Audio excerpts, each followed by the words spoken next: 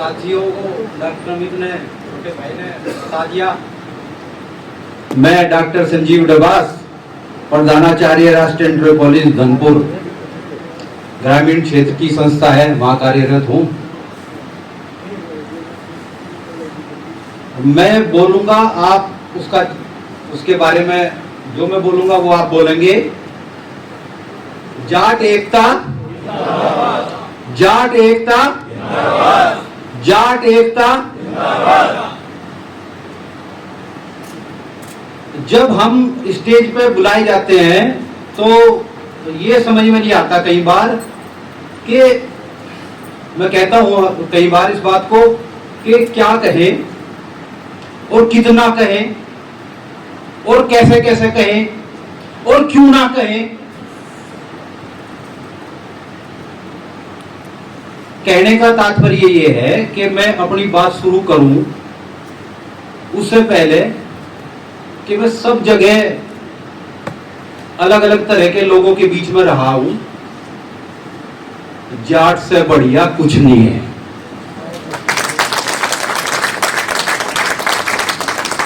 जितनी भी बिरादरी है, हर बिरादरी में टॉप लेवल का व्यक्ति है, टॉप लेवल के नौकरी वाले हैं, टॉप लेवल के व्यवहार कुशल आदमी है, पढ़े लिखे हैं, बेहतरीन जमीन जायदाद वाले हैं।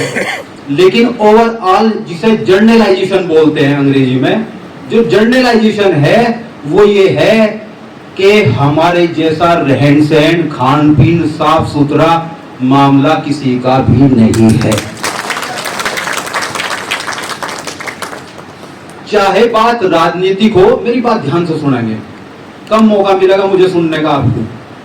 मुझे बहुत कई जगह से बुलाया जाता है कि डबास जी आओ और बच्चों को कुछ बात बताएं। कई बार कई जगह मैंने नौकरी की और हर जगह का मैं इवैल्यूएशन करता हूं। मैं शामली में हाई स्कूल इंटर मैंने शामली से किया, बीएससी शामली से की, और तब तक हमें ये नहीं पता था कि जाट के अलावा भी कुछ होता है। उसके बाद बीएससी के बाद मेरा सिलेक्शन आईआईटी दिल्ली में हो गया और मैं आईआईटी दिल्ली में एडमिशन ले लिया एमएससी मैथमेटिक्स में। मेरे फादर श्री धर्मपाल सिंह मैथमेटिक्स के लेक्चरर थे, शामली के क्षेत्र के काफी प्रसिद्ध व्यक्ति थे। मैं उनके जैसा तो शायद कभी हो ही नहीं सकता, वो महान व्यक्ति थे। हालांकि सभी के पिता सबको अच्छे लगते हैं, लेकिन वो रियल में ही महान व्यक्ति थे। जैसे डॉक्टर सुधीर मलिक ने अभी मेरठ कॉलेज मेरठ वाले ने बताया कि उनके स्टूडेंट रहे। आईआईटी में सिलेक्शन होने के बाद, जैसा अभी हमारे पूर्व साथी ने बताया, उस टाइम यूनिवर्सिटी की, ये 93 की बात है, उस टाइम यूनिवर्सिटी के एग्जाम लेट होते थे, तो फर्स्ट सेमेस्टर के बाद हमारा एग्जाम वो एडमिशन कैंसिल कर दिया गया और हम यहाँ एमए इकोनॉमिक्स में कैंपस में आ जाते हैं। आईआईटी से दाखला कैंसिल हो गया, एमए इकोनॉमिक्स में हम यहाँ आ जाते हैं, तो घर वालों को ये लगा कि सर शायद पढ़ने का इसका इरादा नहीं है। हमें यूँ बताया जाता था कि हमारा तो अधिकार, हम पैदा ही साइंस पढ़ने के लिए हुए। तो जबरदस्ती हमें फिजिक्स में धकेल दिया गया और मैंने एमएससी एमफिल फिजिक्स से की, यहाँ से इलेक्ट्रॉनिक्स से 96-97 की मेरी एमफिल है कैंपस से। अब हमारे एक साथी नहीं है आज हमारे बीच में, वो मुझे कहने लगे तब आर्ट साइड की जो बिल्डिंग है जिसमें नीचे एजुकेशन है, इसमें तब आधी बिल्डिंग में एक डिपार्टमेंट हुआ करता था, आधी में एक डिपार्टमेंट हुआ करता था। तो हमें यूं गलतफहमी होगी कि नौकरी तो इसी बिल्डिंग पे लगे, दाखला इस बिल्डिंग में ले, कौन से कोर्स में लेना। कुल मिला के कहने का तात्पर्य ये है, थ्रू आउट फर्स्ट क्लास का कैरियर था। दिल्ली में उस टाइम पीजीटी मेरिट पे भर्ती होते थे। कहीं पे भर्ती होते थे, बीएड के नंबर जुड़ जाएंगे, उसके जुड़ जाएंगे, तो हमने बीएड में दाखला ले लिया। बीएड में दाखला लेने के बाद पता चला अरे कहाँ फिजिक्स में ऐसी तैसी मराठी बढ़िया सब्जेक्ट है, इसे पढ़ लो। उसी में ही बीएड कर लिया, उसी में ही एमएड कर लिया, वहीं से पीएचडी कर ली, डिग्री कॉलेज के लिए एलिजिबल हो गए और सबसे पहले डिग्री कॉलेज में ही सिलेक्शन हो गया बड़े आराम से।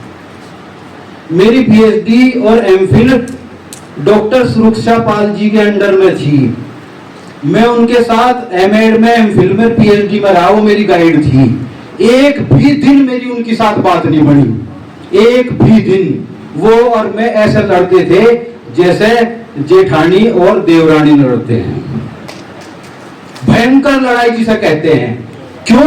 मैंने बीएड किया एनएस कॉलेज से और एमएड का एंट्रेंस दे दिया। जैसा हॉस्टल की बात बताई भाई ने, कमरा मिलना मुश्किल हो जाता है यहाँ, और उसने मेरा दाखिला एमएड में नहीं करा। ये कह दिया, मैडम जहां भी सुन रही हो सॉरी, उन्होंने ये कह दिया कि तेरा बीएड का रिजल्ट अभी आया नहीं है,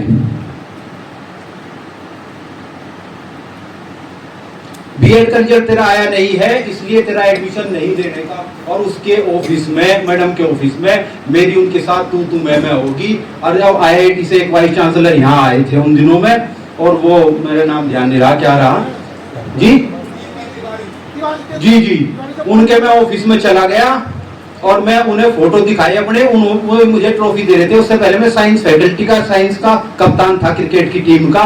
मन का जी मैं इतना यू हूँ और मेरे कागज है, मैं थ्रू आउट फर्स्ट क्लास का बच्चा हूँ और ये मुझे एडमिशन नहीं दे रही। उन्होंने बुला लिया, उन्होंने कह दिया ये हो गया वो हो गया। कुल मिला के कहने का ये है, मेरी उसकी तू मैं होगी। और यूं कहने लगी, अगर तेरे में इतना ही दम है तो तू अगली साल एडमिशन ले लिए। मैंने उसको चैलेंज किया कि मेरिट में पहले नंबर पे मेरा नाम होगा एमएड में तो मैं दाखिला लूंगा, और अदरवाइज मैं दाखिला नहीं लूंगा। और अगली साल मैंने पहले नंबर पे ही मेरा मेरिट में नाम आया और तब मैं उस एमएड में दाखिला दिया।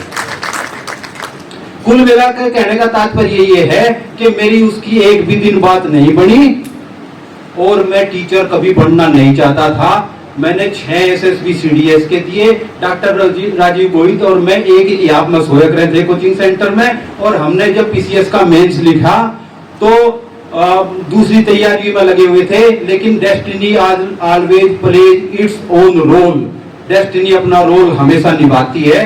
और हम डिग्री कॉलेज का इंटरव्यू देने चले गए कैंपस से, और वहां किस्मत देखिए, डेस्टिनी देखिए कि मेरे इंटरव्यू में मेरी एक्सपर्ट डॉक्टर सुरक्षा पाल ही बैठी हुई थी। और डॉक्टर सुरक्षा पाल ने मेरा इंटरव्यू लगभग 35 मिनट चलाया और मुझसे ऐसे सवाल पूछे जैसे एबीसीडी पूछ रही हो, और मेरा सिलेक्शन कर दिया बिना सिफारिश के, बिना किसी की। और मेरा सिलेक्शन पहले अटेम्प्ट में डिग्री कॉलेज में सिलेक्शन 2002-03 की बात है।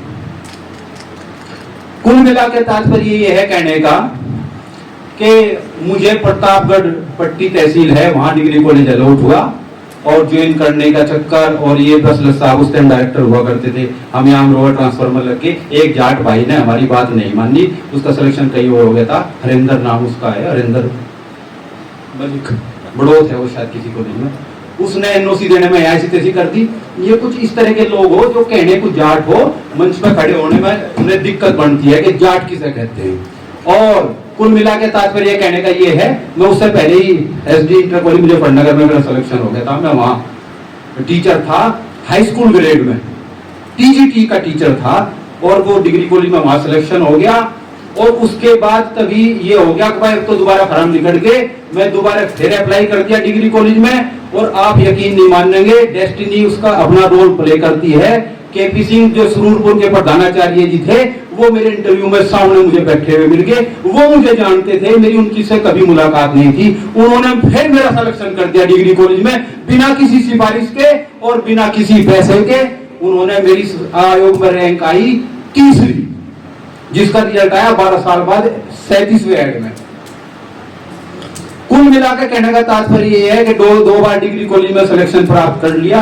डिग्री कॉलेज में नौकरी हमने नहीं करी, हम हाई स्कूल के मास्टर बन गए, फिर वहीं प्रमोशन हो गया।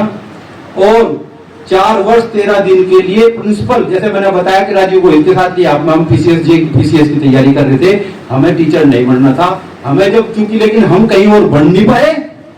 ढाका जी मेरे छोटे भाई प्रोफेसर साहब श्री मनोज तोमर थे, जो अब राजस्थान में जो है प्रोफेसर हैं। और कुछ उनसे छूटने के बाद ऐसा लगा कि शायद उसे नया जीवन मिल गया हो। और नहीं तो मैंने कहने लगे अच्छा थोड़ी सी तो ले ले, कोई भरक खिंची कुत्ते की, थोड़ी सी ले ले, मेरे कहने से ले ले। आप समझ सकते हो, इससे ज्यादा तो मैं बता नहीं सकता क्या हुआ था। खैर मेरा कहने का तात्पर्य ये है कि उस दौरान हम लोग घर से लगभग 2 से 2,500 रुपए 3,000 रुपए खर्चे के लाते थे। और हमारे घर वालों में, माँ बाप में इतनी शर्म होती थी कि हम चलते टाइम खड़े रहे थे बैग लेके, पैसे मांगे नहीं जाते और खड़े रहे थे। वो खड़ा, जिसका समझदार होते भाई क्यों खड़ा, या किसी की माँ दे देती। कुल मिला के कहने का ये है, जिसका जो तरीका था वो 2-3 हजार रुपए घर से ले आता था, जितने भी लेते थे। और भगवान की हम पे ऐसी नरम निगाह रही कि जब हमने यहाँ से 96 में एमफिल कर ली तो मेरठ कॉलेज में चौहान साहब प्रिंसिपल थे। उन्होंने इवनिंग क्लास का जियो चला के और हम लोगों को यहाँ से प्रोफेसर वहां टीचर रखा था। और मैंने मेरठ कॉलेज मेरठ में 3 साल पढ़ाया इवनिंग क्लास में 5,000 तनख्वाह पे सन 96 और 7 में। तब 5,000 रुपए और 3,000 घर से लाते थे। तो आप लाइफ स्टाइल जीने का तरीका जान सकते थे। अभी खत्म कर रहा हूँ। लाइफ स्टाइल जीने का आप मान सकते हैं। नहीं, मैं कुछ बताना चाह रहा हूँ बच्चों को। सॉरी, बच्चों को कह रहा हूँ, मुझे आदत पड़ेगी प्रिंसिपल कह रहे हैं, आप तो मुझसे भी पूछे। कहने का मेरा तात्पर्य यह है कि 5 + 3 8,000 रुपए महीना का खर्चा मैं तब करता था। और जैसे ही मेरठ कॉलेज मेरठ की इवनिंग क्लासेस में से मैं हटा, तभी बीएड कॉलेज शुरू हो गए थे 99 में यहाँ पे। और 12,800 पे हम कादराबाद पढ़ाने लगे थे। 3,000 हम फिर भी लाते रहे, बताया नहीं घर वालों को नौकरी कर रहे हम। और 3,000 में यानी कि 99 में 15,000 रुपए महीना की स्कूटर खरीद कर, कीलर की जीन्स खरीद कर, वुडलैंड के जूते खरीद कर हम लोग यहाँ पे पढ़ते थे, रहते थे, खाते थे, पीते थे। तब ये सोचते थे कि मैदा रोटी मैस में ना खाकर मैदा का खा लेंगे, उसका मतलब हम कुछ बन गए। भले ही वहां पालक पनीर या 3 रोटी खा ली उसकी तंदूर की, लेकिन वो एहसास जीवन में कभी हो नहीं सकता। आज भले हमें 2.25 लाख रुपए तनख्वाह मिल रही हो, घर मिल रहा हो, गाड़ी मिल रही हो, बड़ी गाड़ी हो, छोटी हो, वो आनंद कभी आ नहीं सकता। इसलिए मैं ये बात आपको बता रहा हूं कि उस दौरान ये जो सारी चीजें हुई, ये होने के बावजूद भी यूनिवर्सिटी कैंपस में जाटों के द्वारा हमारे विरोध करने के बाद भी, आपसे पहले, यहाँ से पहले कोई बोल के भी गया कि चुनाव लड़ लिया, जीत लिया, हार लिया, जाटों में बंटवारा हुआ।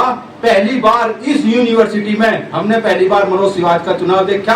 फिर हमारे सामने गौड़ बना अध्यक्ष, फिर रूपेश बना, फिर संदीप बना, फिर उज्जवल बना, हमारा छोटा भाई उज्जवल बना, फिर सोमेंद्र तोमर बना, कपिल बिस्ला बना, जो भी बाद में बने। उस दौरान मैंने नाम ले दिया बिस्ला, आपने सुना नहीं, इसका मतलब आपका ध्यान कहीं और है। मैं कह रहा हूँ मुझे सुनोगे तो कुछ जीवन में सीख लोगे। मैं आपको ये बताना चाह रहा हूं कि उस दौर में भी डबास ने जो ठान लिया वो किया था। और 285 वोट रुपेश वर्मा को मिली थी। मुझे ये बात मैं आपको बताना जरूरी क्यों समझता हूं, क्योंकि तथाकथित जाट जो यहाँ आके ढोंग करते हैं कि I am Jat, I am best, मुझसे अच्छा कोई नहीं है, झूठ बोलता है। क्योंकि जो पीछे का इतिहास है वो भूला नहीं जाता, उस दर्द को मैं भूला नहीं जाता। इसी बात के बीच में जो साथी हमसे बिछड़ गए, डॉक्टर राजीव तोमर, नवीन तोमर के बड़े भाई, संदीप चौधरी जिसे मैंने गोदी में खिलाया है, उदय भी, जो भी भाई हमारे बीच के से चले गए, भगवान उनकी आत्मा को शांति दे। मैं उनको आज भी याद करता हूँ, मैं उनके साथी रहे, आज हमें भी उनको भी याद करना चाहिए। उस दौरान भी ग्रुपिंग के द्वारा जाटों में 2 गुट बने और इस कॉलेज के कैंपस में जिस चीज का कभी जन्म नहीं होना था और वो जन्म किया गया था, वो जाटों ने किया गया था। क्योंकि जाट सभा है, जाट सभा की मीटिंग है, इसलिए मैं उसमें बात बता रहा हूं, आप वेट करना मेरे 2 मिनट। आप मैं इसलिए बात बता रहा हूं कि माफ नहीं करेंगे हम उसे, और हम करते नहीं हैं, और डबास की आंखों में आंखें में आज भी नहीं डालते हैं। कारण मैंने गिनती में बता दिया था कि 300 वोट संदीप चौधरी को मिलेगी, वो चाहे कुछ भी गणित रह गया हो। और उसे वोट मिली थी 283 और बाद में गेट बंद हो गए थे, रुपेश को वोट मिली थी 285। हम मात्र 2 वोटों से हारे थे। और उन्हीं लोगों के द्वारा जिन्होंने हराए थे, जो खिलाफ चुनाव लड़े थे, उन्होंने फिर वहां जाके दरी बिछाई थी कि यहाँ धरने पे बैठेंगे, माननीय समरपाल जी विधायक थे, और मैंने फिर जाके वहां डॉक्टर प्रदीप चौधरी ने, मैंने वो दरी ठाकर फेंकी थी कि हम धरने पे बैठेंगे नहीं, रिकाउंटिंग कराएंगे नहीं, हम दोबारा से चुनाव लड़ेंगे, और दोबारा फिर हम जीत के आए थे।